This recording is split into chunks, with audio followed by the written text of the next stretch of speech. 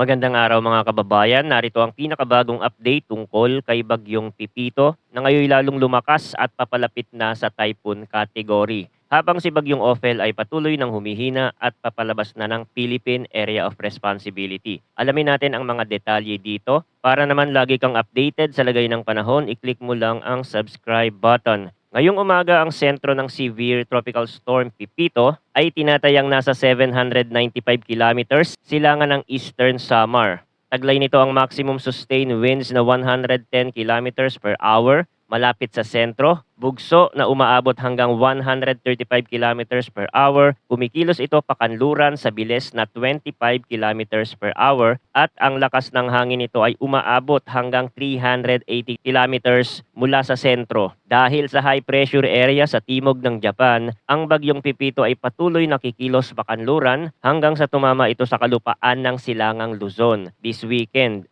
Sabado ng gabi yan o linggo ng madaling araw. Tinatayang lalabas ito ng Philippine Area of Responsibility, PAR, sa Lunes, November 18. By the way, ito yung cone of uncertainty. Sinasabi dito na ang tutumbukin ay ang Bicol region. Pero pwede pang lumihis yan at yung sentro ay dumaan sa may northern and eastern Samar. So kung hindi nga magbabago ang galaw, tutumbukin niya ang southern Luzon and central Luzon. Inaasahang aabot ito sa typhoon category at posibleng maging super typhoon bago maglandfall. Posibleng magdulot ito ng malalakas na pag-ulan, matinding hangin at storm surge sa ilang bahagi ng Luzon. Kasalukuyang hindi pa direktang nakakaapekto ang bagyo sa bansa, ngunit nakaantabay ang pag-asa sa mga posibilidad ng matinding pag-ulan. Tinatayang tataas pa ang wind signal hanggang signal number 5 sa mga susunod na araw habang lumalapit ang bagyo sa kalupaan. Update din tayo kay Bagyong Ophel na ngayong umaga ang sentro ay nasa 100 kilometers hilagang kanluran ng Calayan, Cagayan. May taglay itong maximum sustained winds na 120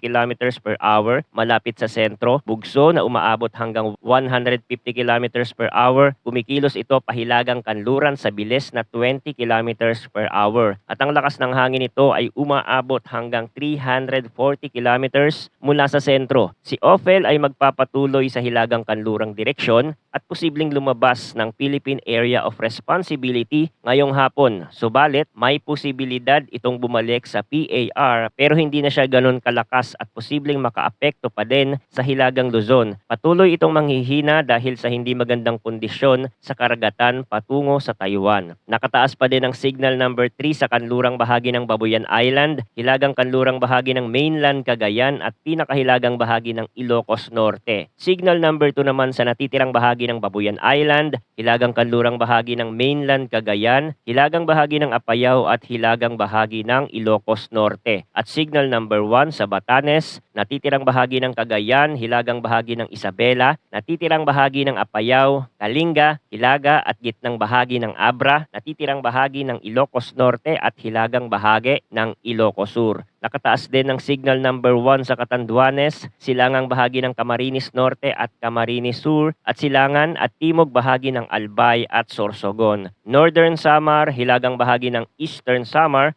at hilagang silangan ng Samar. Epekto naman yan ni Bagyong Pipito. Ang mga lugar na nasa ilalim ng wind signal number 3 ay maaaring makaranas ng katamtaman hanggang malalakas na epekto mula sa lakas ng hangin ng bagyo. Patuloy na mag-ingat ang mga nasa lugar na malapit sa baybayin at kabundukan dahil sa posibilidad ng mas matinding hangin sa mga nakalantad na bahagi. May mataas na panganib ng storm surge na may taas na umaabot sa 3 meters sa may baybayin ng Batanes, Ilocos Norte, Ilocos Sur, Cagayan, kabilang ang Babuyan Island at Isabela. Pinapayuhan po ang lahat na patuloy na subaybayan ang mga susunod na update ukol sa mga bagyo, maging handa sa mga posibleng epekto tulad ng pagbaha at pagguho ng lupa lalo na sa mga lugar na may mga nakataas na tropical cyclone wind signal. Ang panahon ay mabilis magbago kaya't manatiling updated sa mga susunod na ulat mula dito sa channel para sa pinakabagong balita tungkol sa lagay ng panahon. Salamat sa inyong pagtutok at manatiling ligtas.